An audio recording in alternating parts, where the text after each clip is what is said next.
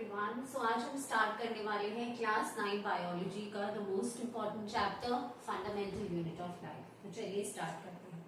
सो अगर आप name of the chapter देखें बेटा, the fundamental unit of life. Fundamental word का मतलब होता है something which is very important, most important, या फिर कह सकते हैं कि बेसिक नेसेसिटी। सो वो कौन सी ऐसी बेसिक नेसेसिटी या मोस्ट इंपॉर्टेंट चीज है which is important for life. Life यानी कि लिविंग ऑर्गेनिजम्स। सो जब मैं लाइफ की बात करती हूँ बेटा, then I talk about the plants, I talk about animals, हम बात करते हैं ह्यूमन बींग्स की, और साथ ही साथ micro organisms. So which is that basic necessity, या कौन सी एक मोस्ट इंपॉर्टेंट चीज है विच इज इंपॉर्टेंट फॉर और which is making the life और लिविंग ऑर्गेनिजम्स। सो वो एक मोस्ट इंपॉर्टेंट चीज है सेल। ठीक है, सेल को हम बेटा कैसे डिफाइन करेंगे? It is defined as the structural and functional unit of life.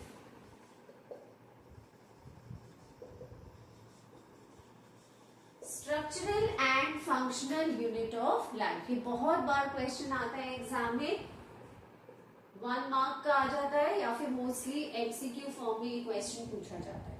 Okay, so cell को आप कैसे डिफाइन करेंगे? It is the structural and functional unit of life. इस स्टेटमेंट का, इस डेफिनेशन का मतलब क्या है? जब मैं बात करती हूँ स्ट्रक्चरल यूनिट ऑफ लाइफ, इसका मतलब ये है कि जितने भी हमारी बॉडी में स्ट्रक्चर्स हैं, okay, all the body structures किसमें? Of a living organism are made up of cell. Okay, that means हमारा पूरा बॉडी स्ट्रक्चर जो है किस चीज का बना हुआ है? सेल का। और जब मैं बात करती हूँ फंक्शनल यूनिट ऑफ लाइफ की, तो इसका मतलब है कि जितने भी हमारी बॉडी में फंक्शंस हो रहे हैं, ऑल फंक्शंस और ऑल बॉडी फंक्शंस ऑफ या इन अ लिविंग ऑर्गेनिज्म, कौन परफॉर्म कर रहा है ये सारे body functions? That is cell. ठीक है, सेल की डेफिनेशन यूजुअली आती है 1 मार्क में या एमसीक्यू में पूछी जाती है, बट ये क्वेश्चन की why cell is called structural and functional unit of life, ये क्वेश्चन मोस्टली 2 मार्क्स का आता है इन द एग्जाम। तो आपका आंसर क्या होगा? You will write that all body structures of a living organisms are made up of cell. So, cell is the structural unit of life, and all the body functions in a living organism are performed by cell.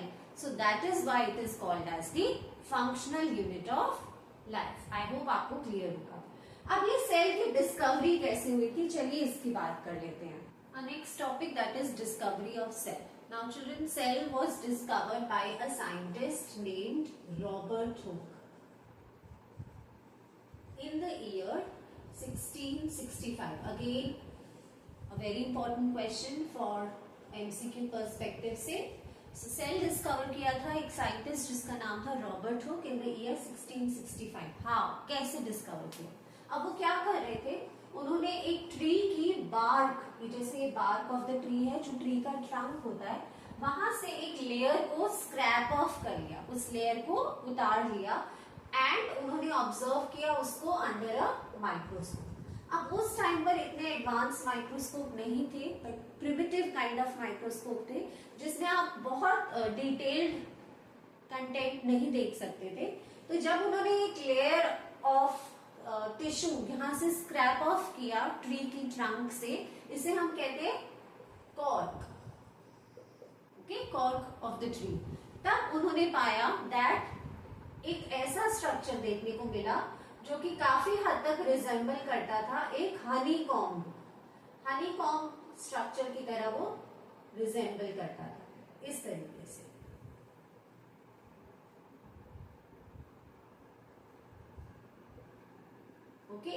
resembled a honeycomb like structure. honeycomb क्या होता है? जहां पर मधुमक्खी अपना शहद इकट्ठा करती है, नेक्टर फ्रॉम द फ्लावर्स लेकर आती है, सो उसे हम honeycomb स्ट्रक्चर कहते हैं. सो ऐसा ही कुछ स्ट्रक्चर रॉबर्ट हुक जो साइंटिस्ट थे उनको दिखा अंडर अ माइक्रोस्कोप जब वो ऑब्जर्व कर रहे थे अ cork from the tree trunk. इस कंपार्टमेंट या वॉल लाइक, जैसे आप देख रहे हो ऐसे लग रहा है कि जैसे ब्रिक्स ऑफ अ वॉल हो या एक हनीकॉम्ब जैसा स्ट्रक्चर हो, इसको इन्होंने नाम दिया सेल. ठीक है, बाद में जब और डिटेल्ड माइक्रोस्कोप से इलेक्ट्रॉन माइक्रोस्कोप डिस्कवर हुए तब उस सेल के इनर कंटेंट्स भी साइंटिस्ट देख पाए. ओके, सो ये है about the discovery of the cell. ठीक है, अब based on the number of cells in a human body, we divide the organisms into two categories. This division of organisms जो मैं बात कर रही हूँ is based on, उसका basis क्या है? Based on the number of cells. इस basis पे बेटा हम organisms को divide करते हैं two categories में. One is the unicellular organisms. And the second category of organism is the multicellular. ठीक है, अब अगर हम इस वर्ड को ब्रेक करें, देखो बेटा जब भी हम बायो पढ़ते हैं, सीरियसली मैं आपको बताना चाहूंगी कि एक रूल होता है, अगर आप उस वर्ड को ब्रेक करने की कोशिश करेंगे तो आपको उसका मीनिंग इजीली निकल आएगा. सो अगर मैं इसी वर्ड को ब्रेक करूं, यूनिसेल्युलर, सो वर्ड यूनि का मतलब होता है वन, सिंगल, और सेल्युलर वर्ड कहां से आया है? From the word cell. ठीक है, सो ऐसे ऑर्गेनिजम्स जो कि किससे बने हैं, जिनकी बॉडी किससे बनी है? Only one single cell. तो क्या डेफिनेशन आप लिखेंगे? Organisms which are made up of only one cell. Such organisms are called the unicellular organism. वहीं अगर मल्टीसेल्युलर ऑर्गेनिज्म की बात करें तो मल्टी वर्ड का मतलब क्या है? मैनी. और सेल्युलर वर्ड कहां से आया है? सेल से. So similarly, organisms whose body is made up of many cells will be called as the multicellular organism. Example देख सकते हैं. यूनिसेल्युलर ऑर्गेनिज्म का एग्जाम्पल होता है बेटा अमीबा, और मल्टी सेल्यूलर में तो खैर क्या क्या एग्जाम्पल्स हैं? प्लांट्स आते हैं इस कैटेगरी में, एनिमल्स आते हैं इस कैटेगरी में, और हम ह्यूमन बीइंग्स भी किस चीज का एग्जाम्पल है? मल्टी सेल्यूलर ऑर्गेनिज्म, क्योंकि हमारी बॉडी बनी है ना कि सिर्फ एक सेल बल्कि मेनी सेल्स. अब जैसे कि हमने डिस्कस किया दैट एक जो मल्टी सेल्यूलर ऑर्गेनिज्म की बॉडी है is made up of many cells. So आपको क्या लगता है कि जो जितने भी सेल्स हैं the body of multi cellular organisms, जैसे कि हम, will they be of same shape, same structure and same size?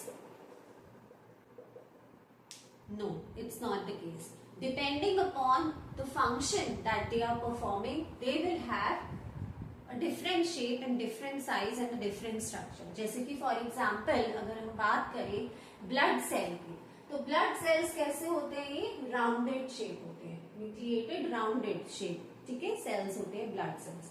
अगर हम बात करें स्पर्म सेल की, तो स्पर्म सेल कैसा होता है? Pointed in the front with a long tail. ठीक है, आप देख रहे हैं difference in the shape. Ovum की बात करूं मैं, तो ओवम एक ग्लोबुलर सेल होता है इस तरीके से. ठीक है, ओवम यानी कि एग सेल. ये कौन सा है? Sperm cell. और ये कौन सा मैंने बनाया?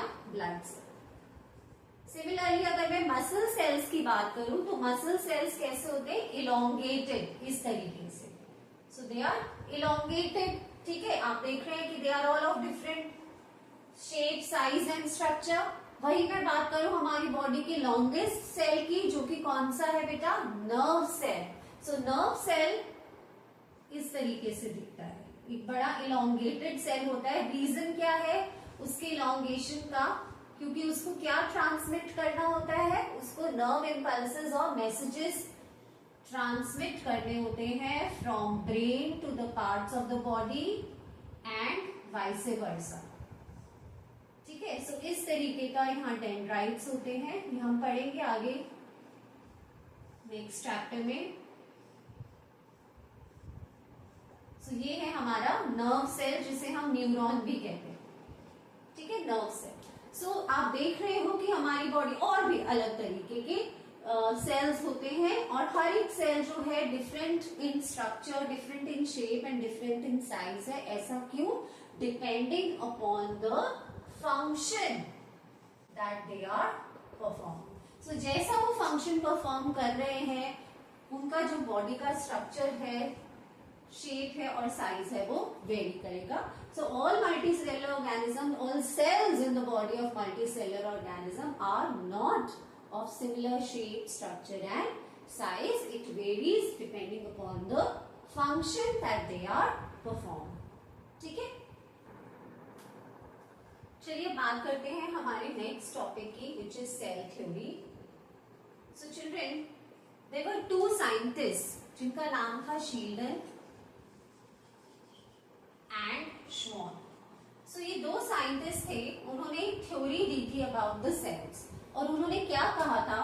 उन्होंने कहा था कि ऑल प्लांट्स एंड एनिमल्स, जितने भी प्लांट्स हैं और एनिमल्स हैं वो किसके बने हैं? Are composed of cells. ठीक है, एंड फिर उन्होंने सेल को डिफाइन भी किया था and cell is the basic unit of life. आपको याद होगा हमने स्टार्टिंग में किया था the name of the chapter the fundamental unit of life. Fundamental का मतलब क्या है? Basic, right? Basic necessity, basic unit of life. तो उन्होंने क्या कहा था? All plants and animals are composed of cells and cell is the basic unit of life. बाद में एक और साइंटिस्ट थे जिनका नाम था विर्चाउ. उन्होंने इसी सेल थ्योरी को थोड़ा सा और एक्सटेंड किया था और उन्होंने एक सेकंड पॉइंटर दिया था that all cells arise from pre existing cells. अब इसका क्या मतलब है कि जितने भी नए सेल्स बन रहे हैं वो कहां से अराइज हो रहे हैं? From the pre existing. Pre existing मतलब पहले से ही जो एग्जिस्ट कर रहे हैं, from the already existing cells. So ये दो पॉइंट्स को मिला के बनती है हमारी सेल थ्योरी. क्वेश्चन डेफिनेटली आता है एग्जाम में, या तो 2 मार्क्स का,